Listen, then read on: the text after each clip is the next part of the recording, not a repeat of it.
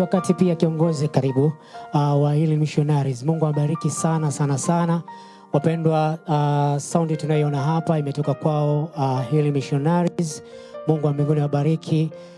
Jana walishikesha hapa pia wakimtukuza Mungu kwa uimbaji. Mungu awabariki sana sana sana. Bwana Yesu asifiwe. Bwana Yesu asifiwe sana.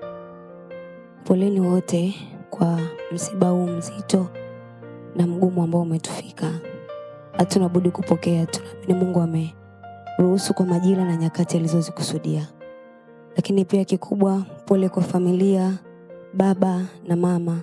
Tulikuwa na nyinyi wakati wote, wakati mwenzetu anaugua, tumeshuhudia.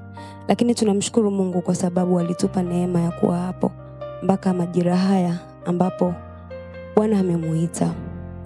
Kaka yetu G hakuwa tu mwanafamilia wa THM.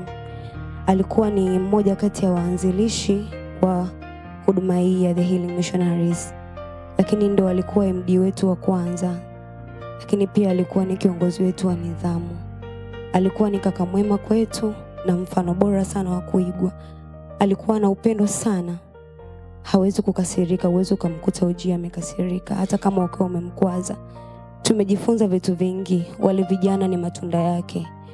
Kwa hiyo tuko hapa, tuna maneno mengi na mazuri tunaweza kusema. Tumepoteza kitu cha thamani sana kwenye maisha yetu. Mioyo yetu imeugua, lakini tunamtukuza Mungu kwa zawadi ya uhai wake. Tumejifunza, nasi tunamwomba Mungu yale aliyoyaishi tukayaishi. Amen.